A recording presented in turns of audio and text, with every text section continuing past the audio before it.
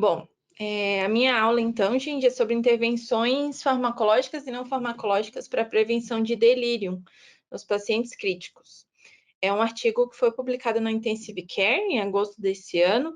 A autora principal é essa Elisa DeBury, que ela é uma farmacêutica e professora na Universidade de Toronto. Ela tem diversos estudos publicados, tanto na área de sedação quanto antibiótico, mas bastante na área de sedação e delírio na UTI. Então, vamos começar. Bom, primeiro eu quis fazer uma revisão rápida do que é o delírio e seu diagnóstico. Então, o delírio são alterações agudas e de caráter flutuante no estado mental, com desatenção, pensamento desorganizado e alteração de nível de consciência, não explicados por condições pré-existentes. Ele é uma consequência direta de um distúrbio orgânico geral, então a gente sempre tem que acender uma luzinha vermelha quando o nosso paciente está em delírio, porque pode ser uma consequência de um distúrbio orgânico geral, e a gente pode ter o delírio como uma disfunção neurológica. Então, não é simplesmente uma confusão mental do nosso paciente, a gente tem que procurar saber as causas. Ele é evitável e reversível e é associado a eventos adversos, como aumento de mortalidade, prejuízo cognitivo, aumento de custo associado tanto à ventilação mecânica e dias de internação, e também declínio funcional dos nossos pacientes. De epidemiologia, então, sabemos que 10 a 50% dos pacientes idosos internados apresentam delírio e 60 a 80% dos pacientes em ventilação mecânica, então é algo muito prevalente nas nossas UTIs. A patofisiologia é pouco compreendida, mas a gente sabe que ela é multifatorial. Entre essas causas multifatoriais, a gente tem a deficiência colinérgica, que altera a neuroinflamação, então altera essa deficiência colinérgica, ocorrendo também anormalidades nas vias da dopamina, serotonina e a noradrenalina. Os tipos do delírio, então, a gente tem o hipoativo, que é aquele que o paciente fica mais quieto, às vezes a gente acha que ele está com rebaixamento de nível de consciência, mas ele só está em delírio. A forma do hiperativo também, que aquele nosso paciente fica com agitação psicomotora, precisa de contenção ao leito, então temos o misto também. A forma mais prevalente é o hipoativo, que muitas vezes passa desapercebido para a gente no nosso dia a dia, e também é a forma que apresenta maior morbimortalidade. Algumas condições que aumentam a vulnerabilidade do nosso paciente ao delírio, então, é a disfunção cognitiva prévia, a demência, que a gente vê bastante no nosso dia a dia, a idade, então, quanto maior a idade do nosso paciente, maior a vulnerabilidade dela ao delírio, uma doença sistêmica grave, disfunção orgânica, neoplasia avançada, alcoolismo, tabagismo, uso prévio de psicotrópicos, e não só de psicotrópicos, a gente sabe também que anti-inflamatórios não esteroidais, atropina, morfina, benzodiazepínicos, são algumas outras medicações que aumentam a vulnerabilidade do nosso paciente. Disfunção sensorial prévia, um paciente tem algum déficit visual, algum déficit auditivo, HIV também. E alguns fatores precipitantes desse delírio na UTI seria doença aguda grave, disfunção orgânica aguda ou crônica com pior aguda, distúrbios metabólicos como hiponatremia, distúrbios de magnésio também, politraumatismo, cirurgia recente, medicamentos, eu já citei alguns também, procedimentos e tratamentos médicos, então, punção de catéter, passagem de sonda, tanto vesical quanto sonda nasointeral, e fatores ambientais, ou seja, o paciente está numa UTI fechada, ele não sabe quando que é dia, ele não sabe quando que é noite, ele não sabe que horas são, barulho dentro da UTI, então é algo bem importante para a gente pensar. Aqui um dos métodos de avaliação e diagnóstico de delírio na UTI, que é o QNICU, bem conhecido, eu coloquei só para a gente ver, que tem que ter essas quatro características, que é o início agudo, a inatenção, que ele fala para testar com o Save a Heart, nível de consciência alterado e um pensamento desorganizado, que é fazer aquelas perguntas. O peixe flutua na água, a pedra pesa 20 quilos, um quilo pesa mais do que 2. Então, esse é um dos métodos para a gente diagnosticar. E o outro método que o estudo cita é esse ICDSC, que são essas 8 variáveis que o nosso paciente tem que pontuar 4 ou mais para dizer que ele está em delírio. Então, alteração do nível de consciência, desatenção, desorientação, alucinação, ilusão ou psicose, agitação ou retardo psicomotor, fala ou humor inadequados, alteração do ciclo sono-vigília, flutuação dos sintomas. Então, 4 ou mais desses pontos, o nosso paciente é considerado em delírio. Sobre o tratamento, a gente sabe que intervenções efetivas para tratamento ainda não foram identificadas. Intervenções farmacológicas com atividade nas vias dopaminérgica e colinérgica já foram provadas que não funcionam. E antipsicóticos também não funcionam como tratamento. Então, a nossa principal forma de tratamento vai ser a prevenção. Então, nosso artigo fala justamente sobre medidas para a gente prevenir o delírio. Ele começa citando esse artigo que foi publicado no JAMA em 2015, que é a efetividade de intervenções multicomponentes não farmacológicas. Eles citam essas medidas não farmacológicas que diminuíram a incidência de delírio, preveniu quedas e diminuiu o tempo de internação. Foi um estudo feito com pacientes idosos de mais de 65 anos hospitalizados fora da UTI. Eu trouxe essa tabela, que é de um artigo que foi publicado no New England de 99, para falar o que é essa intervenção multicomponente, que vocês vão ver no resto da minha aula, que ele cita bastante essa intervenção multicomponente. Então, seria, nessa primeira coluna, à esquerda, seria os nossos alvos, e à direita, o que a gente poderia fazer? Então, para o nosso prejuízo cognitivo do nosso paciente, o que a gente poderia fazer? Um protocolo de orientação, ou seja, colocar quadros com nomes de membros da equipe, colocar uma programação diária para o nosso paciente se orientar, a comunicação para reorientar o nosso paciente, então a gente tem que fazer isso repetidas vezes. Atividades terapêuticas, como estimulação cognitiva, 3 vezes ao dia, discussão de eventos que ocorrem ao longo do dia, chegar no nosso paciente e falar: oi, hoje é tal dia, da data tal, do ano tal. Então, a gente sempre tem que tentar manter nosso paciente orientado. A segunda coisa que a gente tem que fazer é cuidar da privação de sono dos nossos pacientes. Então, ele cita um protocolo de sono não farmacológico, que é dar bebida quente para o nosso paciente, música relaxante, massagem, ter um horário na UTI em que tudo fica mais silencioso, que as pessoas não conversem alto. Isso é muito difícil no nosso dia a dia, mas a gente tem que cuidar. E a gente cuidar também com a imobilidade do nosso paciente. Então, o que a gente já sabe de medidas de mobilização precoce, tá? Como deambulação, usar o mínimo possível de coisas que prendam o nosso paciente na cama, como catéteres e restrição ao leito. Claro, tem pacientes que precisam, mas quando não precisar, a gente priorizar a mobilização precoce. Cuidar dos nossos pacientes que têm prejuízo visual. Então, ele coloca como protocolo de visão o uso de óculos ou mesmo de alguns outros equipamentos que ajudem o nosso paciente a enxergar melhor, ou seja, usar telefones iluminados, usar, enfim, qualquer coisa que o nosso paciente precise para ajudar na sua visão. Também o protocolo de audição, que é usar também, se o nosso paciente precisar de algo que melhore a audição dele, também a gente cuidar com a nossa forma de se comunicar com os nossos pacientes. E o último tópico que ele coloca é a hidratação do nosso paciente, que a gente tem que reconhecer rapidamente quando o nosso paciente está desidratado. Então, essas são as medidas de intervenção multicomponente para a prevenção do delírio. A metodologia do estudo, então, foi uma meta-análise de rede, que a função é sintetizar evidências diretas e indiretas em um quadro analítico de comparação de múltiplos tratamentos, permitindo avaliação de classificação de eficácia relativa e segurança de múltiplas intervenções, que podem ou não ter sido diretamente comparadas em ensaios publicados.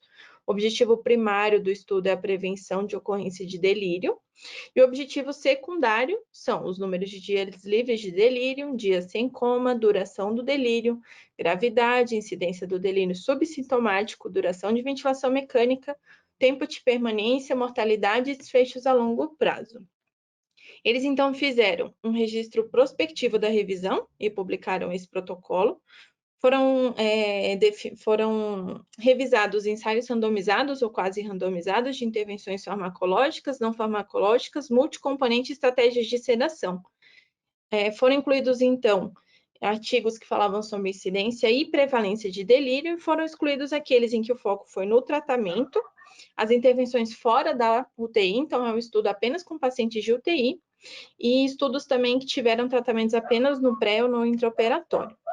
Como resultados, então, foram um total de 80 estudos com 17.140 pacientes, sendo que 67% deles eram de intervenções farmacológicas ou de sedação, cerca de um terço eram de intervenções individuais ou multicomponentes não farmacológicas, e apenas um estudo era da combinação de intervenção não farmacológica com medidas farmacológicas. Os locais, a maioria, então, eram pacientes localizados na Europa, na Ásia e na América do Norte. Foram estudos publicados entre 2006 e 2021. A idade dos pacientes eram de 34 a 77 anos, sendo que 70% dos estudos tiveram uma média de idade maior do que 60 anos. 97% dos estudos, ou seja, quase todos, utilizaram ferramenta validada para diagnóstico de delírio, aquelas duas que eu já citei. E 51% dos estudos tiveram alto risco de viés. Então, medidas multicomponente não farmacológicas não se conectaram à rede de interesses. Então, eles fizeram análises separadas de medidas farmacológicas e de medidas não farmacológicas. Então, o primeiro desfecho do estudo, então, foi a ocorrência de delírio. Como a gente pode ver aqui, a única medida farmacológica que se mostrou significativamente significativa, foi o alfa-2 agonista. O principal estudado, então, foi a dexmedetomidina. Todas as outras medidas não se mostraram efetivas na prevenção da ocorrência de delírio. Já nas medidas não farmacológicas, aqui, a que se mostrou efetiva, então, foi o uso de intervenções de multicomponente, que era daquele quadro que eu já tinha citado para vocês. As intervenções, então, incluíram educação pré-operatória, reorientação, uso de música, correção de déficits sensoriais e gestão do ambiente e protocolo de sono. Nesse estudo de 2016, o grupo controle teve 31% de delírio e o grupo intervenção 15% apenas. As demais medidas, como ajuste do ambiente, como tampão ocular, música, redução de barulho, não mostraram benefício. O uso de melatonina também não mostrou benefício. E aqui o uso de multicomponente com terapia ocupacional. Então, foi nesse estudo de 2017, que foi com 140 pacientes, em que a terapia ocupacional 2 vezes ao dia, com estimulação polissensorial, cognitiva, atividades básicas do dia a dia, estimulação motora e a presença da família dentro da UTI se mostraram efetivas na prevenção da ocorrência de delírio. Então, no grupo controle houve 20% de ocorrência de delírio e no grupo intervenção apenas 3%. Esse quadrinho foi para mostrar, então, quais as medidas farmacológicas se mostraram efetivas. Como eu já falei, comparadas com placebo, aqui, apenas a dexmedetomidina, que é o alfa-2 agonista, se mostrou efetiva, e comparados com benzodiazepínico, alfa-2 agonista se mostrou efetivo, interrupção de sedação, sedação protocolizada, e opioide com benzodiazepínico também se mostraram efetivos em relação ao uso do benzodiazepínico isolado na ocorrência de delírio. O segundo desfecho, então, foi a duração da ventilação mecânica, em que das medidas farmacológicas, nenhuma delas se mostrou estatisticamente significativo, e da comparação com o benzodiazepínico, a dexmedetomidina reduz o tempo de ventilação mecânica. Então, comparado com placebo, nenhum deles, e comparado com o benzodiazepínico, apenas a dexmedetomidina. Das medidas não farmacológicas, aqui a gente pode ver nessa terceira parte, que novamente o uso da terapia ocupacional se mostrou efetiva. Então, eles citaram música por 45 minutos 2 vezes ao dia, exercício precoce e mobilização com terapia física e ocupacional durante a interrupção diária de sedação. O terceiro desfecho que eles avaliaram, então, foi o tempo de permanência na UTI, que por essa tabela a gente vê novamente a dexmedetomidina sendo a única se mostrando efetiva em diminuir o tempo de permanência do paciente na UTI. Das medidas não farmacológicas, novamente, terapia física e ocupacional mostraram diferença, os outros não. Então, melhora do meio ambiente, multicomponente não se mostraram efetivos. O quarto desfecho foi o tempo de internação hospitalar. Então, várias coisas diminuíram o tempo de internação hospitalar. O uso de opioide, tanto de curta quanto de longa ação, a interrupção de sedação, alfa-2 agonistas e uma sedação protocolizada também diminuíram o tempo de internação hospitalar dos nossos pacientes. Das medidas não farmacológicas, novamente, somente a terapia ocupacional em relação ao cuidado padronizado, que diminuiu o tempo de internação hospitalar. E no desfecho mortalidade, infelizmente, nenhuma medida farmacológica diminuiu a mortalidade dos nossos pacientes, nem mesmo a dexmedetomidina. Isso acontece também para medidas não farmacológicas. Então, para a mortalidade, não tem nada que a gente faça que vai diminuir a mortalidade do nosso paciente. Outros desfechos, então, não houveram dados suficientes para comparar intervenções para os seguintes desfechos: nem dias livres de delírio, dias livres de coma, severidade do delírio, incidência de delírio subsindrômico, cognitivo a longo prazo e qualidade de vida relacionada à saúde. E dos efeitos adversos, não houveram dados para comparação de remoção de dispositivos invasivos, reintubação, traqueostomia e efeitos extrapiramidais. O único efeito adverso que houve dados suficientes para comparar, então, foi a arritmia, que dos dados comparados também não houve nenhuma medida não farmacológica que diminuísse a incidência de arritmia nos nossos pacientes. Como discussão, então, ele reforça o uso da dexmedetomidina, que ajuda na redução da ocorrência de delírio, tempo de internação hospitalar e de UTI, e devido ao seu mínimo impacto no drive respiratório, efeito sedativo modesto, as propriedades analgésicas, ela se torna superior em relação às outras medidas farmacológicas por delírio. Sedação protocolizada, interrupção diária e a dexmedetomidina, comparados com benzodiazepínico, também reduzem a ocorrência, mas ainda com evidência incerta. Opioides, estratégia de sedação e a dexmedetomidina, comparados com antipsicóticos, reduz o tempo de internação. Infelizmente, nenhuma intervenção reduz a mortalidade e nem arritmias. Então, no final do estudo, ele fala que a gente tem que ter múltiplas terapias com o nosso paciente, tanto o uso da dexmedetomidina, quanto medidas comportamentais, para a gente tentar prevenir esse delírio, já que a gente não tem nenhuma forma de tratamento.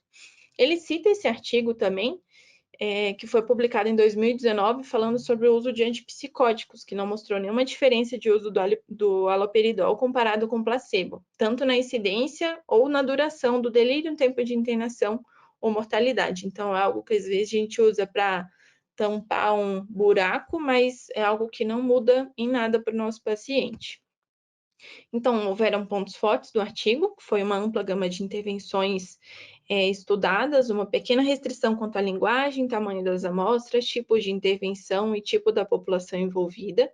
Foram diversos tipos de pacientes, desde os pacientes graves, com alto risco de delírio, como pacientes em ventilação mecânica, até mesmo pacientes com baixo risco. E foram excluídas variáveis que poderiam influenciar, como idade, gravidade da doença, exposição a tratamentos para dor, sedação e agitação. Algumas limitações dos estudos, então, do estudo é que não houve comparações de intervenções não farmacológicas ou de multicomponentes com farmacológicas, então a gente não tem essa comparação de se funciona mais uma coisa ou outra.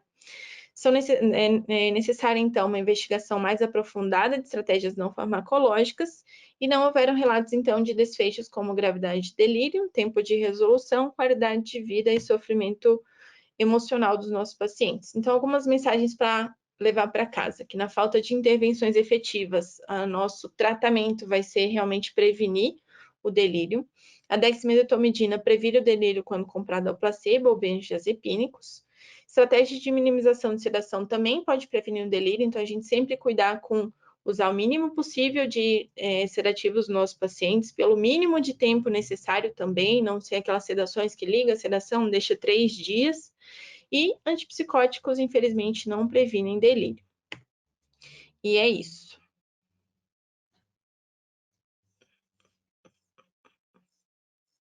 Muito boa a tua aula, Thaís. Acho que delírio é um tema que a gente estuda bastante e a gente às vezes é muito repetitivo, né? Porque a gente não consegue avançar muito. Essa questão de saber mais ou menos de cabeça o câncer, eu acho que é importante para a gente tentar triar, né? Pacientes que estão fazendo delírio na UTI, acho que tem praticamente muito difícil encontrar um doente que não tenha nenhuma condição predisponente por imobilização, por cirurgia de grande porte, por ser idoso, enfim, é muito incomum você achar um paciente sem fator de risco para delírio, né? E eu acho que a gente tem muito gatilho na UTI, eu acho que a gente não tem protocolos bem desenhados para evitar isso. Não sei se tem algum hospital que vocês passam que o pessoal da noite, a partir da meia-noite, desliga a luz, atenta para todos os alarmes para que o alarme não fique disparando sem motivo, e 6 da manhã, quando eles vão passar os balanços e passar o plantão, não é aquela gritaria, aquela zona que, não sei, pelo menos nas UTIs que eu trabalho é sempre uma zona. Plantão noturno, eu acho que é impossível o paciente não fazer delírio. Então a gente tem que tentar atenuar isso com o familiar no leito e com os medicamentos. Essa questão do Aldol, né, do haloperidol, a gente sabe que não tem evidência, mas é muito difícil de não fazer, né? Acho que a mão coça para a gente fazer no plantão noturno que o paciente começa a fazer delírio. Mas de medicamento que realmente tem evidência é a dexmedetomidina, né, que é o Precedex, principalmente em pacientes que já estão pontuando ali, sabe? A gente sabe que o delírio ele é diagnosticado por 2 critérios mais um, né? Então, se o paciente estiver pontuando em algum ali de desatenção ou flutuação no nível de consciência, a gente já colocar o Precedex para evitar que isso realmente evolua para delírio. Acho que é mais isso a acrescentar. E pensando em desmame, né? Eu acho que realmente, mesmo diazepínico, para desmame de ventilação é ruim. Então, se você está pensando em despertar o paciente, em estubar o paciente nos próximos dias, troque, opte por outra droga, né? Seja um Propofol ou um Precedex. Então, porque a gente sabe que tem evidência, a gente sabe que é melhor para os pacientes que estão em desmame de ventilação. Eu acho que é isso. Acho que, falando dessa questão de protocolo à noite, também é lembrar dos exames laboratoriais, né? Lembrar que exame laboratorial, raio-x, você vai acordar o paciente, você vai despertar, então ter protocolos para evitar essa coleta aí de madrugada, em horários que o paciente esteja dormindo. Acho que era isso. Alguém tem mais algum comentário?